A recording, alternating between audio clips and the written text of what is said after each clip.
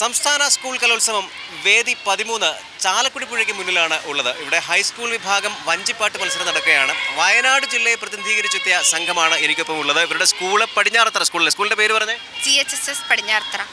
GHSS Padinjarathara. Wayanad നിന്നാണ് വരുന്നത് എന്ന് കേട്ടപ്പോൾ തന്നെ ഞാൻ ചോദിച്ചത് എന്തായിരുന്നു ചൂരൽമലയിലെ അവസ്ഥ എന്നാണ്. ഈ കുട്ടികളെ അങ്ങോട്ടൊന്നും പ്രവേശിപ്പിച്ചിട്ടില്ല, പക്ഷേ അവസ്ഥ ടീച്ചർമാർക്ക് കൃത്യമായിട്ട് പറയാൻ പറ്റും. ടീച്ചറെ, വയനാട്ടിൽ നിന്നാണ് വരുന്നത്. ഈ വഞ്ചിപ്പാട്ടൊക്കെ ഇവരെ പ്രിപ്പയർ ചെയ്യാൻ എങ്ങനെ പറ്റി? കാര്യം വയനാടിൻ്റെ അവസ്ഥ അറിയാമല്ലോ, സ്കൂളുകളൊക്കെ കൃത്യമായിട്ട് പ്രവർത്തിച്ചിരുന്നു. എങ്ങനെയാണ്? മഴ തുടങ്ങിക്കഴിഞ്ഞാൽ പിന്നെ ഞങ്ങൾക്ക് മിക്ക ദിവസം അവധി തന്നെയാണ്. ജൂൺ ജൂലൈ മാസങ്ങളിൽ, ഓഗസ്റ്റൊക്കെ ആകുമ്പോഴത്തേക്ക്. പിന്നെ കുട്ടികളെ തപ്പി പിടിച്ച് അങ്ങനെ നമ്മൾ പ്രാക്ടീസ് തുടങ്ങുക. പ്രാക്ടീസ് മെയിനായിട്ട് കൊടുത്ത ടീച്ചർ ഇതാണ്, ഷിജി ടീച്ചറാണ്.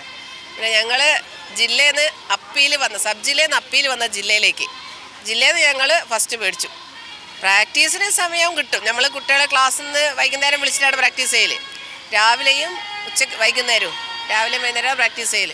കുട്ടികൾ സ്കൂളിൽ എത്താനൊക്കെ ഭയങ്കര പാടാണ്. വെള്ളമൊക്കെ നിറയും എല്ലാ സ്ഥലത്തും, ഉരുൾപൊട്ടലും എല്ലാ പ്രശ്നങ്ങളും ഉണ്ട്. ഇപ്പോഴും ഒരു മഴയും ഞങ്ങൾക്ക് പേടിയാണ്, എപ്പോഴാണ് പൊട്ടുക.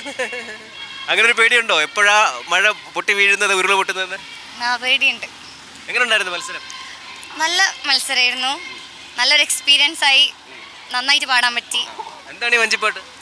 വഞ്ചിപ്പാട്ട് രണ്ട് തരത്തിലുണ്ട്. വഞ്ചിപ്പാട്ട് ഒന്ന് കുട്ടനാടൻ ശൈലിയും ഒന്ന് ആറന്മുള ശൈലിയും. അപ്പം ഞങ്ങൾ ആറന്മുള ശൈലിയാണ് പാടിയത്. ആറന്മുള ശൈലി എന്ന് പറയുമ്പോൾ ഭക്തിയോടുകൂടെ പാടേണ്ടതാണ്. കുട്ടനാടൻ കായിക ബലം ഉപയോഗിച്ച് നല്ല പവറിൽ പാടേണ്ട പാട്ടാണ്, അധ്വാനം കൊണ്ട് നേടേണ്ട പാട്ടാണ്. അപ്പം നന്നായിട്ട് പാടാൻ പറ്റി. നന്നായിട്ട് പാടാൻ പറ്റി. ആറന്മുള ശൈലി ആകുമ്പോൾ ആറന്മുള കൃഷ്ണനെ കൂടെ ഓർത്തുകൊണ്ടാണ് പാടുന്നത് അല്ലേ? ആറന്മുള വള്ളസദ്യ അല്ലേ? ഓക്കെ, നമുക്കൊന്ന് പാടിയാലോ? ഓക്കെ.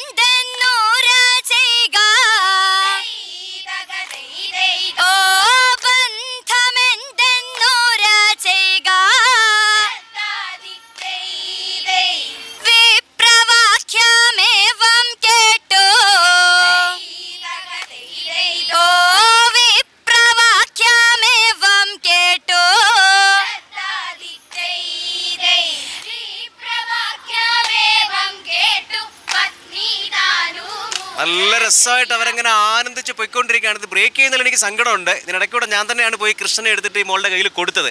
ഇനി ആറന്മുള ശൈലി പാടുമ്പോൾ കൃഷ്ണൻ കയ്യിലില്ലെങ്കിൽ ആ വിഷമം വേണ്ട. എന്തായാലും മത്സരം കഴിഞ്ഞിട്ടേ ഉള്ളൂ. അതേ എനർജിയിൽ തന്നെ അവരിവിടെയും പെർഫോം ചെയ്തു. ഇവർക്ക് എ ഗ്രേഡ് കിട്ടട്ടെ, അതാണല്ലോ ലക്ഷ്യം അല്ലേ? എ ഗ്രേഡും പിന്നെ അതിൻ്റെ കൂടെ കിട്ടുന്ന എന്താണ്? ട്രോഫി മാത്രമല്ല, 30 മാർക്ക്. അത് ഞങ്ങൾ അങ്ങനെ മറക്കേണ്ടുന്നൊരു കാര്യമല്ല. ടീച്ചർ എങ്ങനെ ഉണ്ടായിരുന്നു ഇവരെ പഠിപ്പിച്ചൊക്കെ എടുത്തത്? നല്ല പാടുന്ന പിള്ളേരെല്ലാവരും, എളുപ്പമായിരുന്നു പഠിപ്പിക്കാനൊക്കെ, കുഴപ്പമൊന്നുമില്ല.